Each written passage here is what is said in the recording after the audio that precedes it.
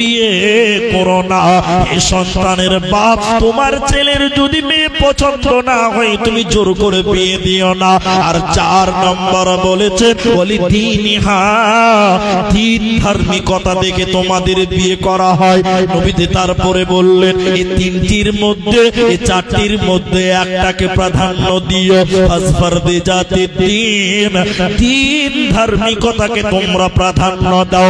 অতএব নবীজি বললেন পিতামাতাদের জিম্মেদারি হলো যখন তোমার ছেলেটা সাবালক হবে তুমি তার ভালো একটা সঙ্গী দেখে বিয়ে দিয়ে দাও, না হলে তোমার ছেলে গুনাহ করবে, জিনাতে লিপ্ত হবে, পাপে লিপ্ত হয়ে যাবে।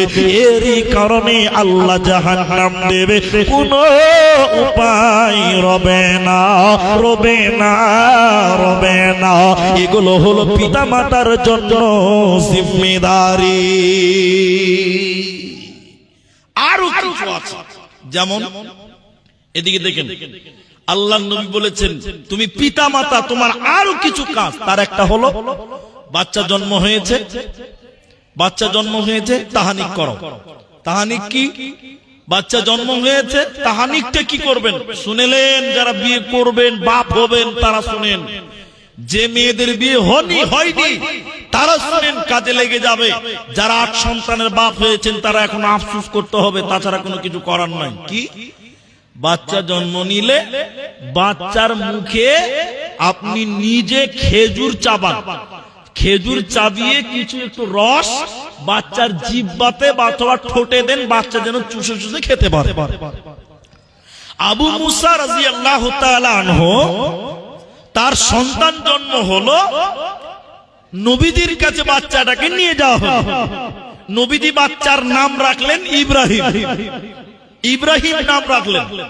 আল্লাহ নবী এরপরে খেজুর চিবালেন, খেজুর চিবিয়ে বাচ্চার ঠোঁটে দিলেন, ওই বাচ্চা ওই চেটে চেটে চেটে চেটে খেজুরটা খেলো, খেজুরের রস খেলো। তাহলে বাচ্চার বাপ, আপনার বাচ্চা জন্ম হলে আপনি বাচ্চার তাহানিক করান। এরপর 7 দিনের দিন আরো কিছু জিম্মেদারি, তার মধ্যে একটা হলো আকিকা। আকিকা পিতার জন্য জিম্মেদারি। 7 দিনের দিন পিতা তোমার গার্জেন হিসেবে 3টি কাজ।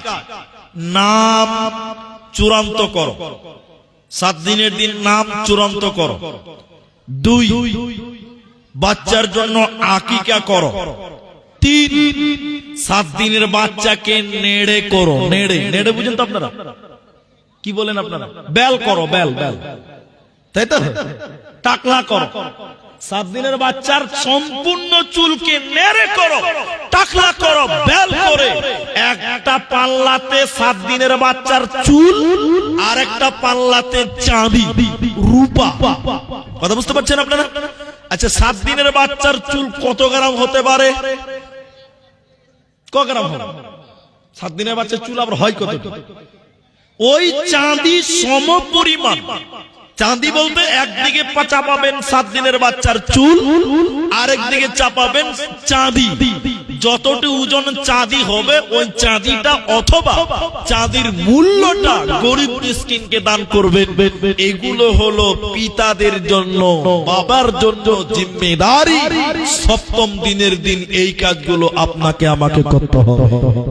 যদি করেন আপনার ছেলে আদর্শবান হওয়ার চান্স থাকবে 100তে 100%। মনে রাখবেন আপনার ছেলেটা আদর্শবান হবে, এগুলো আপনাকে মেনে নিতে হবে। আর কি? নবীজি বললেন শোনো, তুমি বাড়ির উপর থেকে আদবের লাঠিটা উঠিয়ে নিও না। মাঝরে আমি নবী তোমাকে ওসিয়ত করলাম 10টা ব্যাপারে। আমি 10টা বলছি না, 10টার ভিতরে একটি হলো মুআজ, তারা যেন তাদের পরিবারের উপর থেকে শাসনটা উঠিয়ে না নেয়। তাহলে পরিবারের গার্জেন আপনাকে শাসন করতে হবে। আপনার পরিবারে যেন বেহায়াই না থাকে, বেপরদা না থাকে, বেনামাজি না থাকে। কেন? আপনার পরিবারের মেয়ে যদি বেহায়াই হয়, আপনার পরিবারের মেয়ে যদি বেপরদাই চলে তো বিশ্ব নবী বলেছেন আপনি গার্জেন, আপনি দাইয়ুস। আর দাইয়ুসুনা লা ইয়াদখুলুনাল জান্নাহ, দাইয়ুস কোনদিন আল্লাহর জান্নাত যাবে না। ওতে আপনি শাসন করেন তাহলে আপনি হবেন আদর্শবান বাবা। এবার আপনি যদি আদর্শবান বাবা হন, সন্তানদেরকে এবার আল্লাহ তাবারাক ওয়া তাআলা বলেন ওয়াবিল ওয়ালিদাইনি ইহসানা, হে পৃথিবীর সন্তান সন্ততিরা তোমরা তোমাদের পিতা মাতার সঙ্গে ইহসান করো, নম্র ব্যবহার করো, ভালো আচরণ করো। খবরদার বাবা মাকে ধমকে কথা বলবে না। হযরত ওমর যখন খলিফা হলেন, ইমান প্রদেশের একটা ছেলে, ওই ছেলেটার বাবা ছিল না, ওই ছেলেটার বুড়ি মা বেঁচে ছিল। এই ছেলেটা ইমান দেশের ছেলে, মনে মনে নিয়ত করলো আমি হজ করতে মক্কা যাব। হজের যাবতীয় প্রিপারেশন নেওয়ার পর এই ছেলেটা তার বুড়ি মা, অন্ধা মা, কানা মা, এই বুড়ি মাকে দিয়ে বলছে আম্মু জান আমি হজ করতে যাচ্ছি মা, আপনি আমার জন্য দোয়া করে দিন। বুড়ি মা বলে ফেললো বেটা রে, আমার মনে বড় শখ ছিল বেটা, আমার মনে বড় আশা ছিল বেটা, আমি আল্লাহর ঘর জিয়ারতে যাব, হজ করতে যাব বেটা, একা যেও না, আমাকেও সঙ্গে করে নিয়ে চলো। বুড়ি মার আবদার ফেলতে পারা যায় না। এবার ছেলেটা মাকে পিঠে করে বেঁধে নিয়ে ইমান থেকে মক্কা এলো, পিঠে করে নিয়ে মক্কা মুকাররমায় এলো, হজের যাবতীয় কাজ সমাপনী দিল। সাফা মারওয়া মুজতালিফা আরাফা মিনা হজের যাবতীয় কাজ সমাপনী দেওয়ার পর আল্লাহর নবীর সাহাবে খলিফাতুল মুসলিমিন উমারের কাছে ছেলেটা তার মাকে নিয়ে এসে বলেছেন আমিরুল মুমিনিন খলিফাতুল মুসলিমিন উমার, আমি আমার মাকে, আমি আমার অন্ধা মাকে ইমান থেকে পিঠে করে বইয়ে নিয়ে এলাম, হয়েছে হজের যাবতীয় কাজ সমাপনী দিলাম। আমিরুল মুমিনিন আপনি বলুন আমি কি আমার মায়ের দুধের ঋণ শোধ করতে পারলাম? আমার মা 2 বছর দুধ পান করিয়েছে। আমিরুল মুমিনিন আমি এত কষ্ট করলাম, আমি কি আমার মায়ের দুধের ঋণ শোধ করতে পারলাম? আমিরুল মুমিনিন রেগে গিয়ে বললেন কি বললে তুমি শোনো, কি দাবি করলে তুমি শুনে নাও। তোমার শরীরের চামড়া কেটে কেটে যদি মায়ের জুতা বানিয়ে দাও, তুমি যদি শরীরের মাংস কেটে কেটে মায়ের গোশত খাবার বানিয়ে দাও, তবু তুমি মায়ের ঋণ শোধ করতে পারবে না। তোমার মায়ের দুধের ঋণ শোধ করার মতন ক্ষমতা তোমার হবে না। অতএব ছেলে মেয়েরা শুনে নাও, আমি আল্লাহ বলেছি কওলান কারীমা, মা বাপের সঙ্গে নরম নরম সত্য কথা তোমরা বলো, খবরদার ধমকে কথা বলবে না। এখন বাবাকে আমরা পালি খিলাই, পালি বাপকে পালি খিলাই দেখেছেন আপনারা? হ্যাঁ, একদিন বড় ভাইয়ের কাছে, একদিন ছোট ভাইয়ের কাছে, একদিন মেজো ভাইয়ের কাছে, আছে না? আছে। শুনেন আপনাদের কি বলছি। আল্লাহ নবী বলছেন জান্নাত কোথায়? আল্লাহ নবী বলছেন মা বাপ তোমার জান্নাত, মা বাপ তোমার জাহান্নাম। মা বাপের সেবা করলে জান্নাত, মা বাপের সেবা করলেই জান্নাত। মা বাপ আপনার মানে হাজার জুলুম করুক আপনার প্রতি, হাজার অন্যায় করুক আপনার প্রতি, হাজার খারাপ ব্যবহার করুক আপনার প্রতি, তবুও আপনি বাপের সঙ্গে ভদ্রতা বজায় রেখে কথা বলবেন। মা আপনার জন্য যতই খারাপ ব্যবহার করুক, আপনার স্ত্রীকে গালি দিয়ে উল্টিয়ে দিক, তাও আপনি মায়ের সঙ্গে নম্র ব্যবহার করবেন। আল্লাহ নবী বলেছেন মা, তোমার পিতা মাতা যদি বলে এক্ষুনি তুমি তোমার আহাল ছেড়ে দাও, কেন ছেড়ে দিব এই কথা বলতে পাবে না। কেন ছাড়বে কথা বলিও। আমি বলিনি যে বউ তালাক দিয়ে দেবে, না, বউ তালাক দিতে হবে না। তবে হ্যাঁ, বউ যদি আপনার শরীয়তের বহির্ভূত কথা বলে, কাজ করে, আর মা বাপ যদি শরীয়তের পক্ষে কথা বলে, তাহলে বউকে মা বাবার কথা শুনে তালাক দেওয়া যায়। প্রমাণ করতে গেলে সময় লাগবে, 1-2 মিনিটে বলছি। দেখেন এদিকে তাকান। ইসমাইল আলাইহিস সালাম গেছেন শিকার করতে, তার বাপ এসে ইসমাইলের বাড়িতে, আজর ইসমাইলের বাড়িতে এসে, ইসমাইল গেছে আপনার শিকার করার জন্য, আর তার বাড়িতে স্ত্রী আছে, তার বাপ এসেছে বৃদ্ধ মানুষ, বয়স্ক মানুষ, এসে বলছেন বাড়িতে কেউ আছে?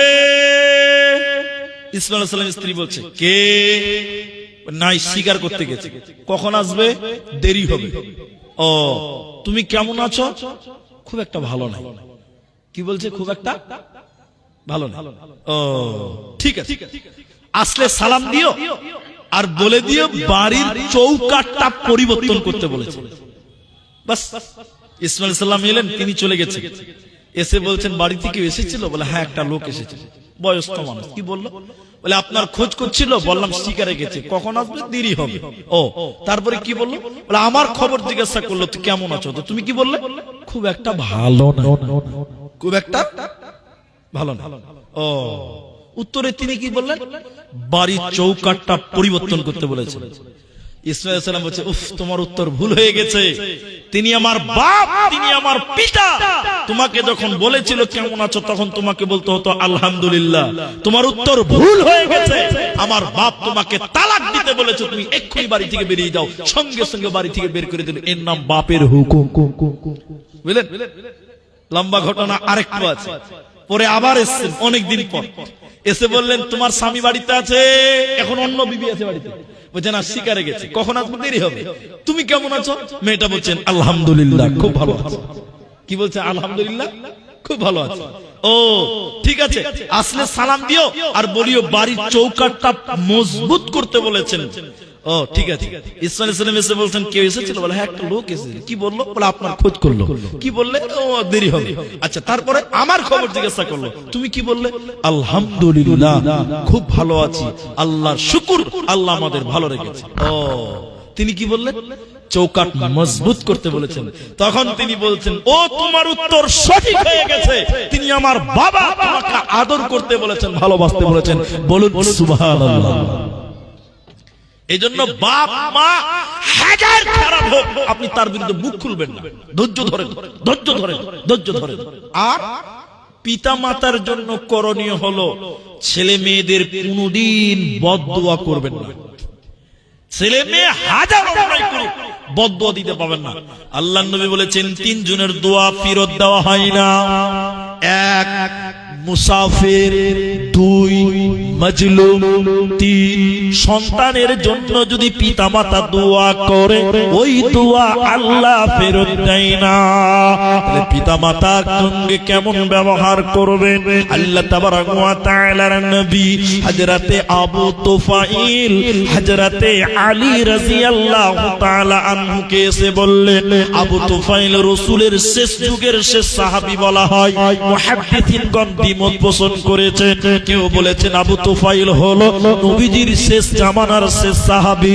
আবু তুফাইল রাসূলের জামাই হযরতে আলীর কাছে এসে বললেন, আলী রে, তুমি বলো বিশ্বনবী তোমার শ্বশুর কি এমন দিয়েছে তোমাকে যা অন্য কাউকে দেয় নাই? কি এমন বলেছে যা অন্য কাউকে বলে নাই? হযরতে আলী রাদিয়াল্লাহু তাআলা আনহু বলেন, বিশ্বনবী আমাকে এমন কিছু বলেছে যা অন্য কাউকে বলে নাই। এমনটা কোনোদিন হয় নাই। নবীজি এমন কিছু দিয়েছে যা কাউকে দেয় নাই, এমনটাও নয়। বরং বিশ্বনবী একটা তলোয়ার দিয়েছে, ওই তলোয়ারের খাপের ভিতরে একটা চিঠি লেখা আছে। ওই চিঠিটা আল্লাহর নবী আমার শ্বশুর আমাকে দিয়েছে। হযরতে আবু তুফাইল বললেন, আলী রে, নবীজি ওই চিঠিতে কি লিখেছে তুমি বলো। বিশ্বনবীর চিঠিতে কি লিখেছে তুমি পড়ো।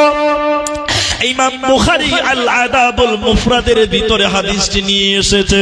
চিঠিটা খুলে দেখলেন আল্লাহর নবী 4টা কথা লিখেছে চিঠিটার মধ্যে। ওর ভিতরে একটা হলো, আলী রে, বৃদ্ধ কিংবা বৃদ্ধা অবস্থায়, বুড়ি কিংবা বুড়া অবস্থায় যারা তার পিতা মাতাকে পেল, যারা তার মা বাবাকে পেল, আর তাদের সেবা যত্ন করলো না, ওদের দেখাশোনা করলো না, বাড়ি থেকে বের করে দিল, আনিরে আল্লাহ তাদের উপরে লানত করেছে, আল্লাহ তাদের উপরে লানত করেছে। ওরা কোনদিন আল্লাহর জান্নাতে যাবে না, পাবে না, পাবে না।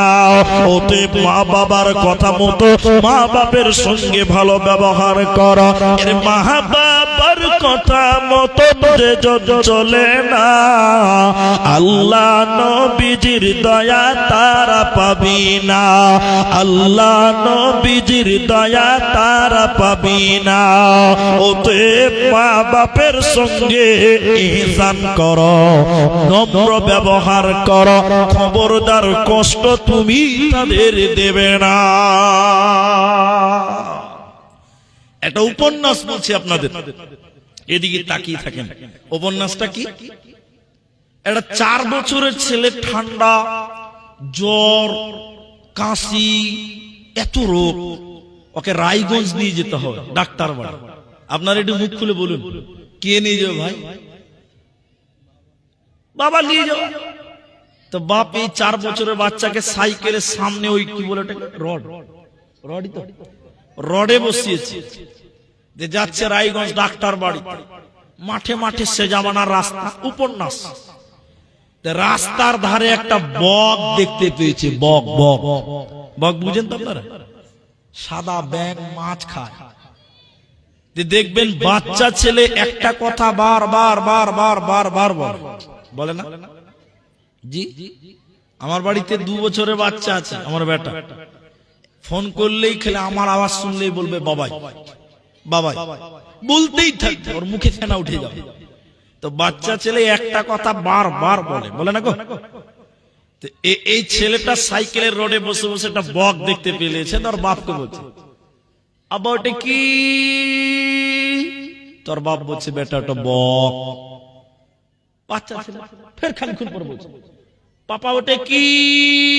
তো বাপ বলছে, বেটা ওটা বক। ফের 1 মিনিট পর বলছে, আবার ওটা কি?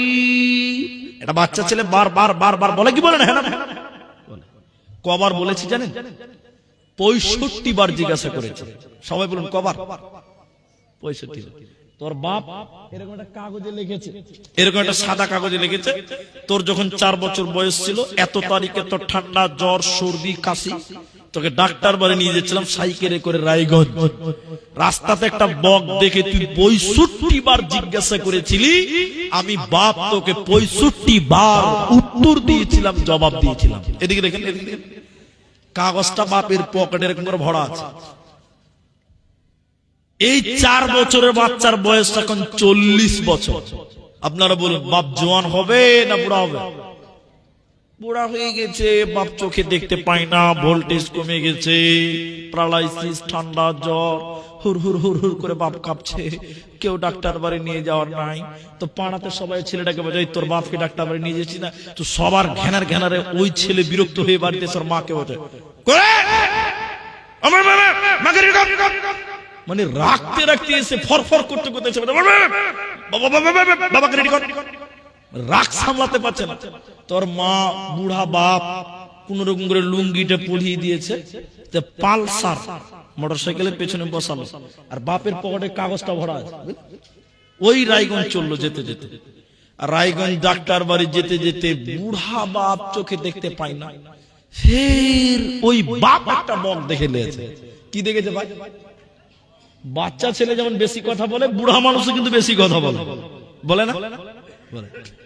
এই বুড়া বাপ বক দেখতে পেয়ে ভালো করে দেখতে পায় না, আফসা আফসা দেখছে, মনে থাকে না, রোগ হয়ে গেছে। মোটরসাইকেলের পেছনে বলছে, বেটা রে ওটা কি রে বাপ? চুপচাপ বসে থাকো, বেশি বলবে না। কি ধমকটা মেরে দেখেন দেখেন। তো বাপ শুকনো ঢুকিলেন লাগটা, কিন্তু বুড়া মানুষ তোর মনে থাকে। ফের 1 মিনিট পর বলছে, বেটা রে ওটা কি রে বাপ? আবার তুমি কথা বলছো, বললাম লক করে থাকতে, ওটা বক। 2 বার হয়েছে। কবর হলো বুড়া মানুষ তো ভাই মনে থাকছে না ফের 1 মিনিট পর বলছে বেটা রে ওটা কি রে বাপ তোমাকে নিয়ে আর পারছি না ওটা বক বক বক বক বক চুপ থাকো 3 বার হয়ে গেছে কবর হয়েছে বলুন একবার বলুন 3 বার বুড়া মানুষ ভাই মনে রাখতে পারে না বাচ্চা ছেলের মতন হয়ে গেছে বুড়া একটু পরে ফের বলছে বেটা রে ওটা কি রে বাপ শালা বুড়া ব্যান ব্যান ব্যান ব্যান করে তখন থেকে বইকে চলছে ওর বাপ ভারত উঠে গেছে ওরে সর্বনাশ বাপ তখন পকেট থেকে কাগজটা বের করছে এদিকে দেখেন কাগজটা বের করে বলছে বেটা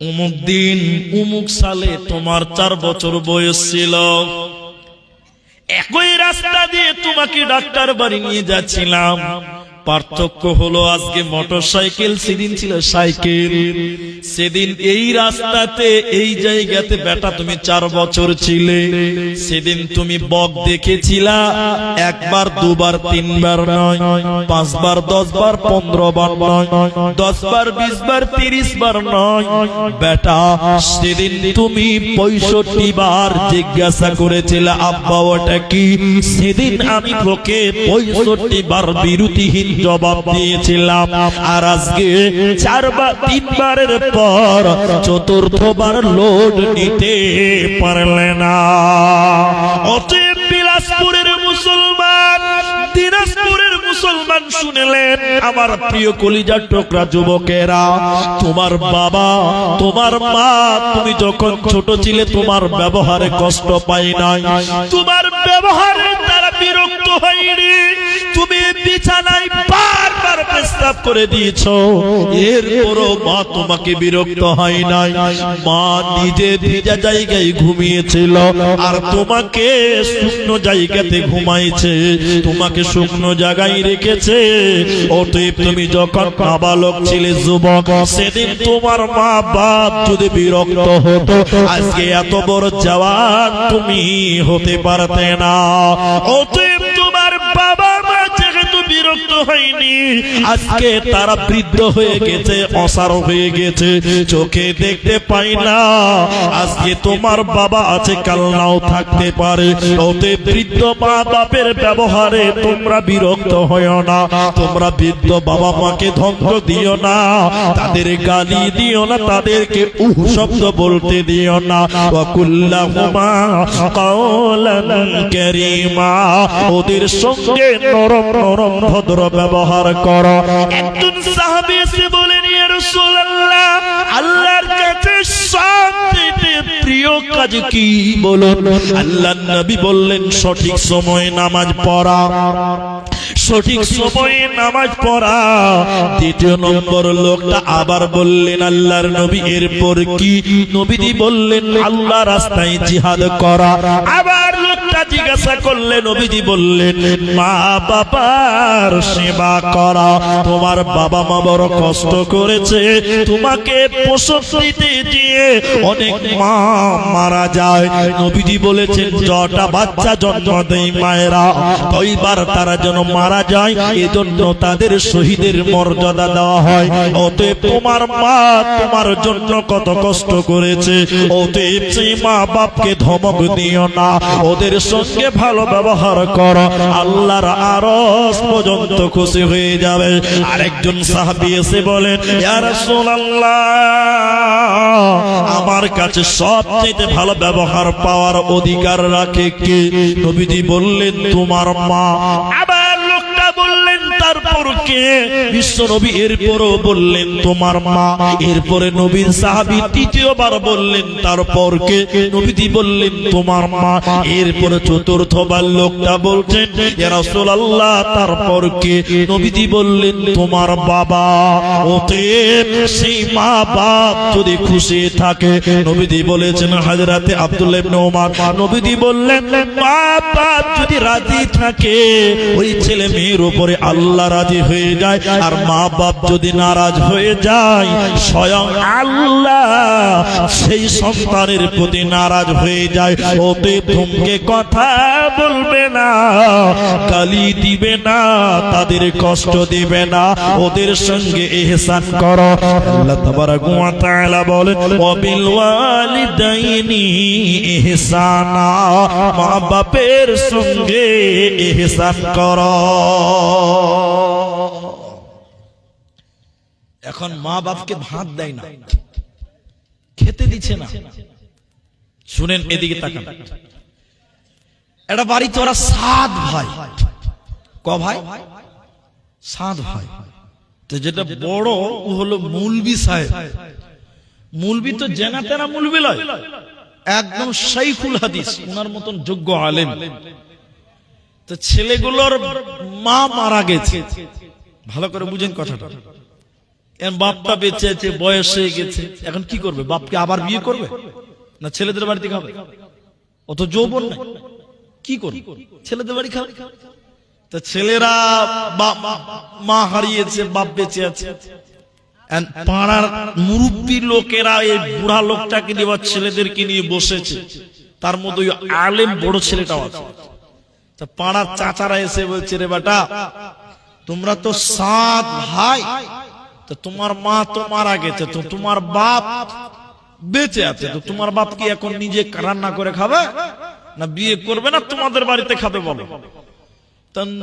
মুলবি সাহেব আরো যারা আছে তারা বলছে, চাচা আপনারা যখন এসেছেন তা আপনারাই বলুন কি করবো আমার বাপের ব্যাপারে। মোড়ল যেটা, মোড়ল বলছে আল্লাহ খুব ভালো মিলিয়েছে। বলে কেন? তোরা 7 ভাই, সপ্তাহে 7 দিন, তো একদিন করে পালি খিলা, তাইলে আর কোনো সমস্যা হবে না।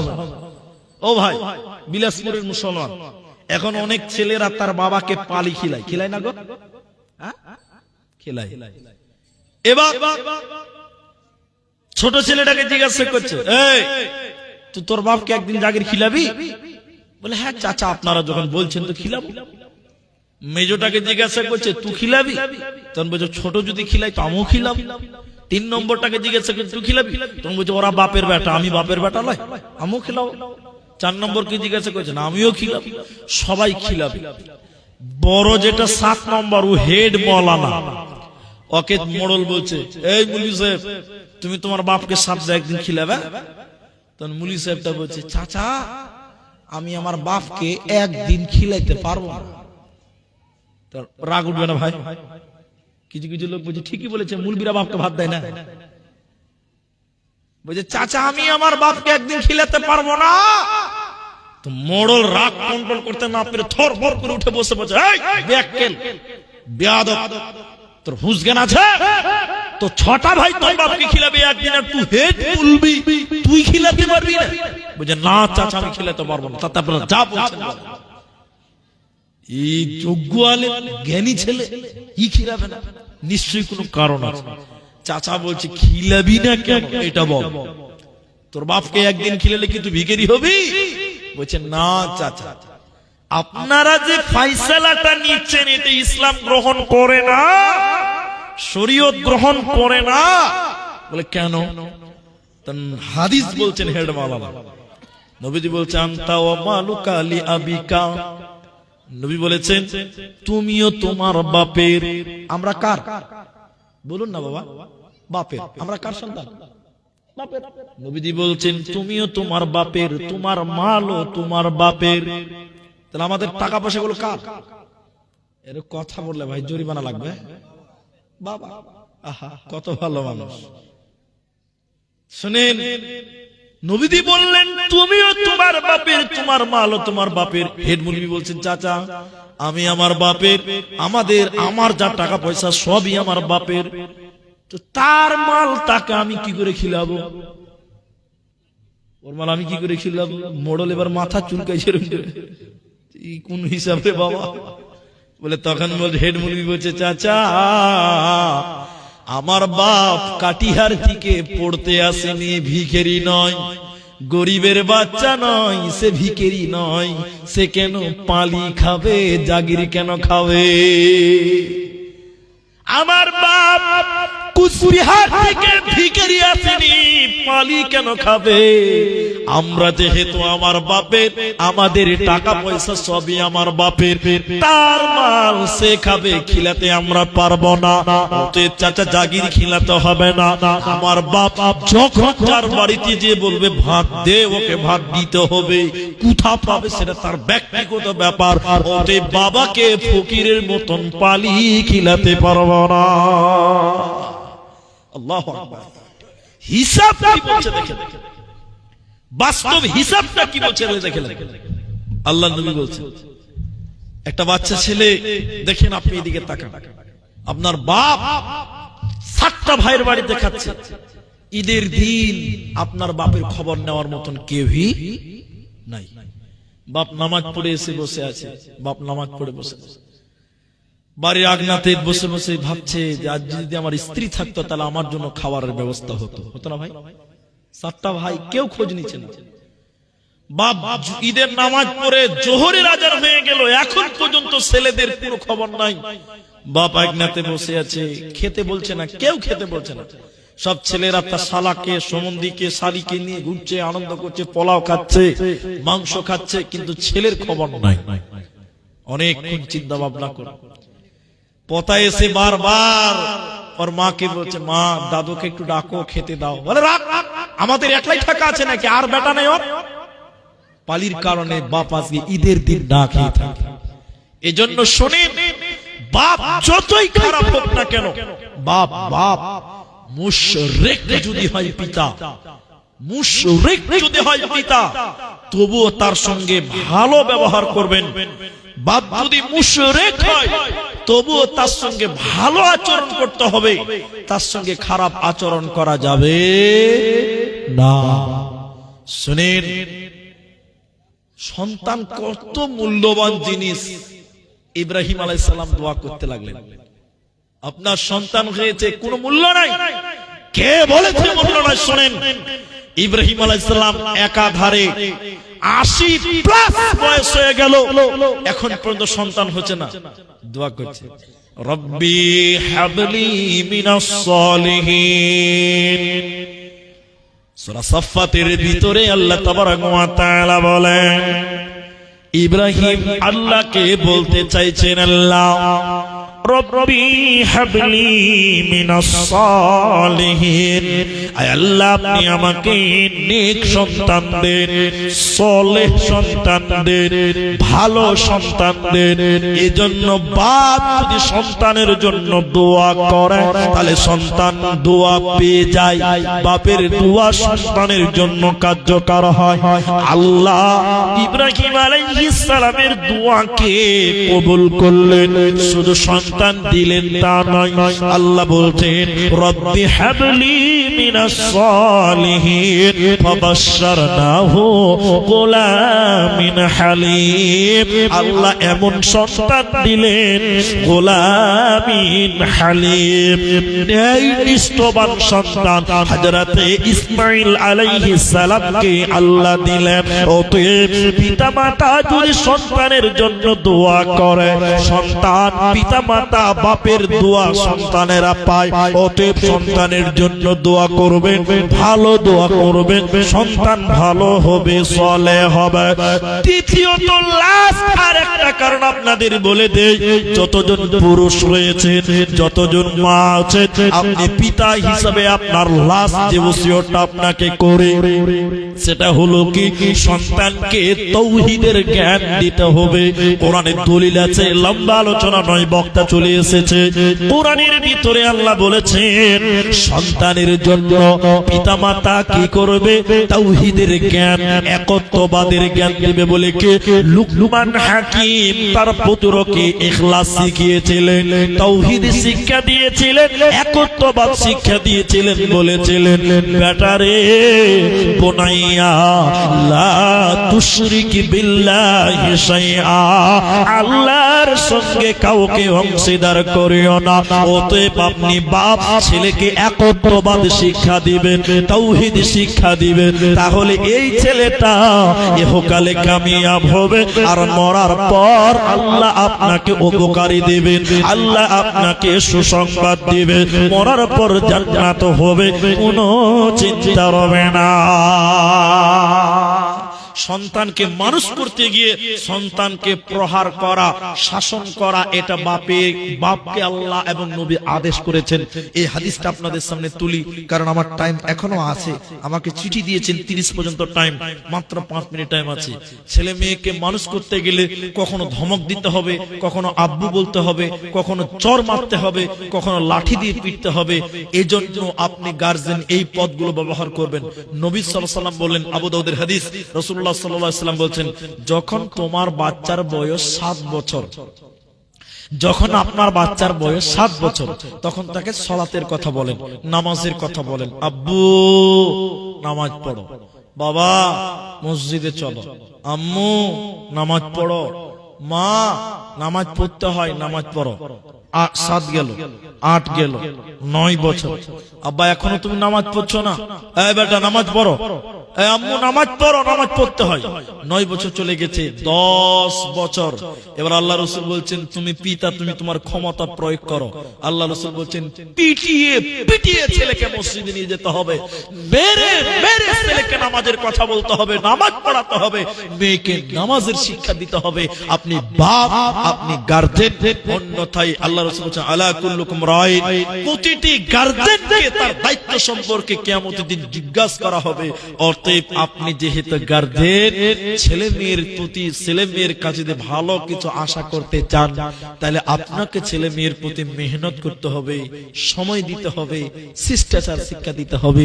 এজন্য সর্বশেষে এইটুকু ওসিয়ত আমি আমার বিলাসপুরের মায়েদের, অত্র যুবক ভাইদেরকে বলি, পরিবারের ছেলে মেয়েদেরকে আদর্শ করতে চাইলে বাড়িতে স্ত্রী আনতে হবে আদর্শবান মেয়ে।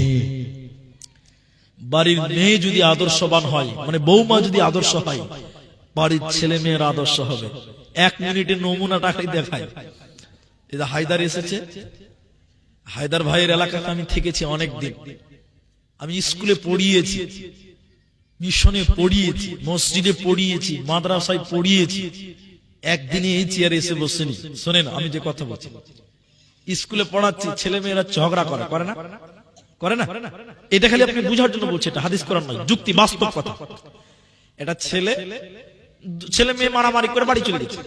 ছেলেটা একটু লরম, একটু ভদ্র টাইপ, খুব বেশি না। মা বাড়ি থেকে ঝগড়া করতে করতে, মারতে মারতে ছেলেকে নিয়ে এসে বলছে, বোকার বেটা বোকা, মোটা হুসের বেটা মোটা হুস, তোকে ছেলে মেয়েটা মারলো, তুই কি করলি, তুই মারতে পারলি না? তাহলে মা কি শিক্ষা দিচ্ছে? উগ্র মিজাজ মা দেখাচ্ছে, আর মায়ের কাছ থেকে ছেলেটাও শিক্ষা নিচ্ছে, হ্যাঁ কিনা বলি?